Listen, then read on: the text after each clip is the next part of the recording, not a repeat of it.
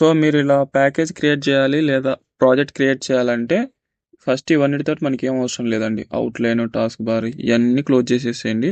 ఒక package explorer మాత్రం అలాగే ఉన్నిచ్చి మిగతా అన్నిటిని క్లోజ్ చేసేసేయండి. సో ఇక్కడ సెర్చ్లోకి రండి. ఇక్కడ మనకు ప్రాజెక్ట్ కావాలి కదా, ప్రాజెక్ట్ అని సెర్చ్ చేయండి. ఫస్ట్ మనకి స్ట్రక్చర్ ఎలా ఉంటుందంటే ఒక ప్రాజెక్ట్ స్టార్ట్ చేయాలి. సో మనకి ప్రాజెక్ట్ ఎక్స్ప్లోరర్ అనేది ఇలా ఓపెన్ అవుతుంది. మనం ఇక్కడ ఫైల్లోకి వెళ్ళి న్యూ మీద క్లిక్ చేస్తే ఇక్కడ జావా ప్రాజెక్ట్ అని కనబడుతుంది కదా, జావా ప్రాజెక్ట్ మీద క్లిక్ చేస్తే మనకి ఇలా ఓపెన్ అవుతుంది అనమాట. మనకి ప్రాజెక్ట్కి ఒక నేమ్ ఇచ్చుకోవాలి. ఫర్ ఎగ్జాంపుల్ ఇది మనకి డెవ్పాత్ కదా, డెవ్పాత్ అని ఇలా ఇచ్చుకున్నాం అనుకోండి. ఇంతే, ఇది ఒక ప్రాజెక్ట్ని క్రియేట్ చేసేస్తుంది. బిల్ట్ ఇన్ డిఫాల్ట్గా కొన్ని లైబ్రరీస్ కూడా వచ్చేసి ఉంటాయి అనమాట ఇందులోని. సో ఇది మన ప్రాజెక్ట్ కదా, ఇది లైబ్రరీస్ అనమాట. దీనిని మనం ఏం టచ్ చేయలేము. ఇవన్నీ బై డిఫాల్ట్ జావా వాళ్ళు డెవలప్ చేసి మనకి ఇన్బిల్ట్కి ఇచ్చేసినవి. ఇది వచ్చేసి మనకి ఇక్కడ రాస్తాం.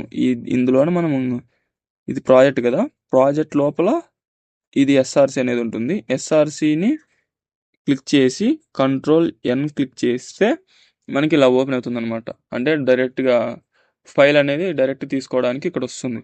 సో ఇక్కడ మనం ప్యాకేజ్ తీసుకోవాలి ఫస్ట్, లేదంటే డైరెక్ట్గా మీరు క్లాస్ అనేది కూడా తీసుకోవచ్చు. క్లాస్ తీసుకుంటే ఏమవుతుందంటే ఇక్కడ ప్యాకేజ్ నేమ్ ఇక్కడ వస్తుంది చూడండి. ఇక్కడ మీరు ప్యాకేజ్ నేమ్ అదే ఉంచుకోవాలా లేదా చేంజ్ చేసుకోవాలనేది తెలుస్తుంది. మీకు ఇవన్నీ ఏం తెలియకపోతే నేను ఫర్దర్గా డిస్కస్ చేస్తాను. బట్ మీకు ఫస్ట్ ఇవన్నీ క్లాస్ అంటే ఏంటి, ఇవన్నీ ఏంటంటే జస్ట్ ఇన్ఫర్మేషన్ పర్పస్. ఫస్ట్ ఈ వీడియోస్ మీకు అర్థమైతే నేను డెప్త్గా నెక్స్ట్ వీడియోస్లో వెళ్తాను. ఫస్ట్ ఇక్కడ ఒక క్లాస్ క్రియేట్ చేద్దాము.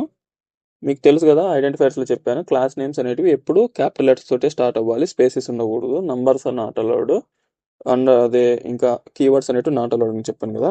సో ఇలా నెక్స్ట్ ఎంటర్ క్లిక్ చేయండి, క్లాస్ అనేది క్రియేట్ అయిపోతుంది. ఇప్పుడు ఇక్కడ ఏం చేస్తారంటే మీరు క్లోజ్ చేసేసేయండి, అన్ని క్లోజ్ చేసేసి ఇక్కడ మనకి ఇది క్లాస్ కదా, సో ఇక్కడ మ్యాక్సిమైజ్, ఇది క్లాస్ కదా. ఇప్పుడు ఏం చేస్తారంటే ఇక్కడ మనకి మెయిన్ మెథడ్ అనేది ఒకటి కావాలి. మెయిన్ మెథడ్ అని దాని సింటాక్స్ వచ్చేసి public static void main string అరే ఆపరేటర్ ఆగ్స్. ఇది మెయిన్ మెథడ్ అండి మనకి. ఇది ఎందుకు మెయిన్ మెథడ్ అంటున్నానంటే మీకు ఫర్దర్గా నెక్స్ట్ వీడియోస్లో ఇంకా డెప్త్గా అర్థమైపోతుంది. ఫస్ట్ ఇక్కడ జస్ట్ ఏంటిది అనేది ఒక ఐడియా, బేసిక్ ఐడియా కోసం చెప్తున్నాను.